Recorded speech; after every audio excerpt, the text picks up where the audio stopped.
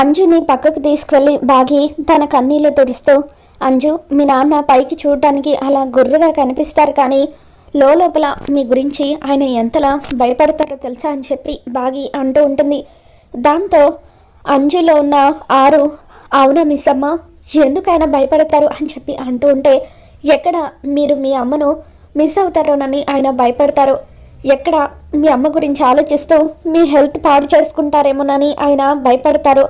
అందుకే లోపల ఎంత బాధ ఉన్నా కూడా పైకి మాత్రం మీ మీద కోపాన్ని నటిస్తారు అని చెప్పి, నా మాటలు నమ్మడం లేదు కదా, ఈసారి మీ నాన్న మీ మీద అరిచినప్పుడు సూటిగా ఆయన కళ్ళల్లోకి చూడు, అప్పుడు నీకే ఆయన బాధ అర్థమవుతుందని చెప్పి బాగి అంజుకి చెబుతూ ఉంటుంది. దాంతో అలాగే మిస్ అమ్మ, నేను ఎప్పుడు కూడా భయపడను అని చెప్పి ఆరు బాగిని పట్టుకొని ఏడుస్తూ ఉంటుంది.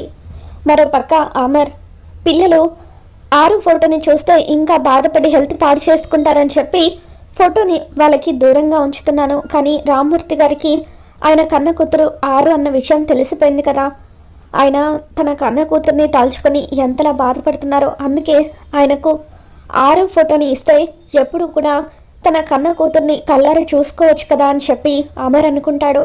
మరో పక్క గుప్తా లాన్లో అలా కూర్చొని ఉంటాడు. అప్పుడే అంజులో ఉన్న ఆరు అక్కడికి వస్తుంది. ఏంటి గుప్తా గారు, ఏం చేస్తున్నారు అని చెప్పి అంజు అంటూ ఉంటే, ఏముంది బాలిక, నీ జనని ఎవరి శరీరంలోకి ప్రవేశించిందో అర్థం కాక శిరోభారంతో అలా కూర్చున్నాను అని చెప్పి గుప్తా అంటూ ఉంటాడు. దాంతో అంజు, మీరు భూలోకంలో ఉండేది కొద్ది రోజులే కదా గుప్తా గారు, ఎందుకు ఈ టెన్షన్లన్నీ, మీకు హ్యాపీగా చిల్ అవ్వండి అని చెప్పి అంటూ ఉంటుంది.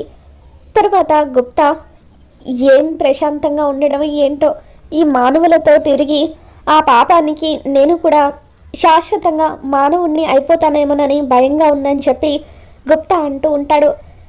ఇక ఆ తర్వాత అంజుని ఒక్కసారిగా లేచి నిలబడి పైనుండి కింద వరకు చూస్తూ, అవును బాలిక, నేను నీకు ఎలా కనిపిస్తున్నాను, నా అంగుళికం కానీ పోయిందా ఏంటి అని చెప్పి తన వేలికున్న ఉంగరాన్ని చూసుకుంటాడు.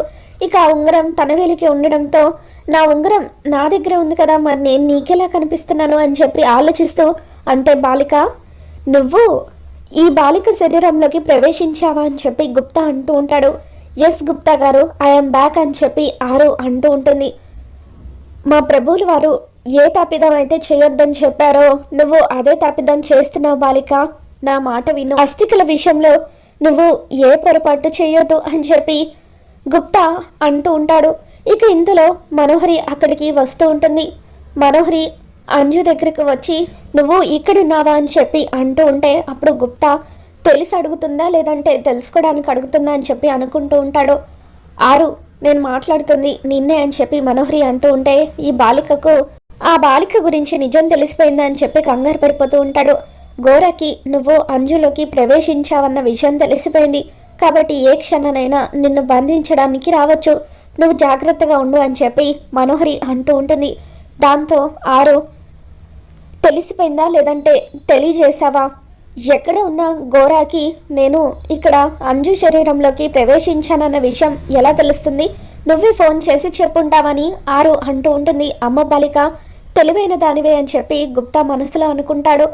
ఇకప్పుడు మనోహరి, వాడు ఏం పూజలు చేసి నువ్వు అంజు శరీరంలోకి ప్రవేశించింది కనిపెట్టాడో నాకేం తెలుసు, అయినా వాడికి మాయలు మంత్రాలు అన్నీ వచ్చు కదా, నువ్వు జాగ్రత్త పడతావా అని చెప్పాను, ఆ తర్వాత నీ ఇష్టం, నమ్మితే నమ్ము లేకపోతే లేదు అంటూ మనోహరి అక్కడి నుండి వెళ్ళిపోబోతూ ఉంటే, ఆ ఘోర నుండి ఎలా తప్పించుకోవాలో నాకు తెలుసు, నా నుండి ఎలా తప్పించుకోవాలో ముందు నువ్వు అది ఆలోచించుకో అంటూ ఆరు మనోహరికి వార్నింగ్ ఇస్తుంది. మరో పక్క రామ్మూర్తి కోసం అని చెప్పి అమర్ ఆరు ఫోటోని తీసుకొని వస్తాడు. రామ్మూర్తి నిద్రపోతూ ఉండగా, సార్ అంటూ అమర్ రామ్మూర్తిని నిద్ర లేపి, ఇదిగోండి మీ కూతురి ఫోటో అని చెప్పి అలా అమర్ చేతిలో పెట్టగానే, ఇక రామ్మూర్తి అలా అమర్కి దండం పెడుతూ, నా బంగారు తల్లి ఫోటోని నాకు ఇచ్చారు అల్లుడు గారు అని చెప్పి ఎమోషనల్ అవుతూ ఉంటాడు. ఇక ఆ తర్వాత కాఫీ తాగి వెళ్ళండి అల్లుడు గారు అని చెప్పి రామ్మూర్తి అంటూ ఉంటే, వద్దండి, ఆరు మీ కన్న కూతురని తెలిసింది కదా, అందుకే మీకు ఫోటో ఇవ్వడానికి వచ్చాను, పిల్లలు బాధపడతారని చెప్పి ఆరు ఫోటోని వాళ్ళకి దగ్గరగా ఉంచలేకపోతున్నాను, కనీసం మీరైనా మీ కూతురు ఫోటోని ప్రతిరోజు కళ్ళారా చూసుకోండి అని చెప్పి అమర్ అక్కడి నుండి వెళ్ళిపోతాడు. మరో పక్క బాగి సదాశివం గారి కోసం అని చెప్పి కాఫీ తీసుకొని వస్తూ ఉంటుంది. ఇక ఇంట్లో ఎక్కడ సదాశివం గారు కనిపించకపోవడంతో లాన్లో ఉన్నారేమోనని చెప్పి బాగి లాన్లోకి వస్తుంది. ఇక అప్పుడు అక్కడ పిల్లలు ఆడుకుంటూ ఉంటారు. పిల్లలు తాతయ్యని ఎక్కడైనా చూసారా అని చెప్పి బాగి అడుగుతూ ఉంటే లేదు అని చెప్పి పిల్లలు అంటూ ఉంటారు. ఇక దాంతో బాగి మావి గారు ఎక్కడికి వెళ్ళినట్టు అని చెప్పి ఆ చుట్టుపక్కల అంతా కూడా తిరిగి చూస్తూ ఉంటుంది. ఇంతలో అమర్ ఇంటికి వస్తాడు. అమర్ ఇంటికి రావడం చూసి పిల్లలు అమ్మో డాడ్ వచ్చారు అంటూ కంగారు పడుతూ అలా ఇంట్లోకి పారిపోతారు. అమర్ అక్కడికి వచ్చిన తర్వాత బాగి కాఫీ పట్టుకొని బయటకు రావడం చూసి ఇదేంటి కాఫీ బయటకు తీసుకొచ్చావని చెప్పి అమర్ అడుగుతూ ఉంటే మావయ్య గారి కోసం తీసుకొచ్చానని చెప్పి బాగి అంటూ ఉంటుంది. నాన్న ఇక్కడ ఎక్కడా లేరు కదా అని చెప్పి అమర్ అంటాడు. ఉన్నారేమోనని తీసుకొచ్చాను అని చెప్పి బాగి అంటూ ఉంటుంది. తర్వాత అమర్ సీరియస్గా అక్కడి నుండి వెళ్ళబోతూ ఉంటే అప్పుడు బాగి అమర్తో ఎప్పుడు చూసినా మొహం అంటూ అంత సీరియస్గా పెట్టుకుంటారేంటి, కొంచెమైనా నవ్వచ్చు కదా, ఆయన పిల్లల విషయంలో అంతలా అరవాలా, వాళ్ళు చిన్నపిల్లలు, మనమే అర్థం చేసుకోవాలి. ఇందాక మీరు అన్న మాటలకు పాపం అంజు ఎంతలా భయపడిపోయిందో తెలుసా అండి అని చెప్పి బాగి అంటూ ఉంటుంది. ఈసారి నుండి వాళ్ళ మీద అలా అరవకండి, అంజు విషయంలో నేను మొత్తం సెట్ చేశానులేండి అని చెప్పి అంటూ ఉంటుంది. తర్వాత అమర్ థ్యాంక్ యూ అని చెప్పి లోపలికి వెళ్ళబోతూ ఉంటే ఏంటో ఈ మధ్య చెవులు సరిగ్గా వినిపించడం లేదు, మరొకసారి చెప్పండి అని అమర్ని అడుగుతూ ఉంటుంది. థ్యాంక్ యూ మిస్ అమ్మ అని చెప్పి అమర్ అంటాడు. ఎంత క్యూట్ స్వీట్ అని చెప్పి బాగి అమర్ బొగ్గ గిల్లడానికి ట్రై చేస్తూ ఉంటుంది. అలా బాగి సిగ్గుతో మెలికలు తిరుగుతూ ఉంటే ఏంటి అని అమర్ అడుగుతాడు. ఏం లేదు, టీ తాగుతారా అని అడుగుతున్నాను అని చెప్పి బాగి అంటూ ఉంటే వద్దు అంటూ అమర్ లోపలికి వెళ్ళిపోతాడు. నాన్న మెడిసిన్స్ వేసుకున్నారా, కాశీ వెళ్ళడానికి అన్నీ రెడీ చేసుకున్నారు కదా అని చెప్పి అడుగుతూ ఉంటే అన్నీ రెడీగా ఉన్నాయి అమర్ అని చెప్పి సదాశివం గారు నిర్మలమ్మ అంటూ ఉంటారు. అప్పుడు బాగి ఇంట్లోకి వస్తుంది. మావయ్య గారు మీరు ఎక్కడున్నారా, మీకోసం మొత్తం కూడా వెతుకుతున్నాను అని చెప్పి అంటూ ఉంటే నేను నా గదిలోనే ఉన్నానమ్మా అని చెప్పి సదాశివం గారు అంటూ ఉంటారు. మీకోసం కాఫీ తీసుకొస్తా, చల్లారిపోయినట్టుంది, మరొక కాఫీ తీసుకువస్తాను అని చెప్పి బాగి ఇంట్లోకి వెళ్ళి మరొక కాఫీ తీసుకొచ్చి సదాశివం గారికి ఇస్తుంది. ఇక ఆ తర్వాత రేపే మనం 6 అస్థికలు కలపడానికి వెళ్తున్నామని చెప్పి అమర్ అంటూ ఉంటాడు.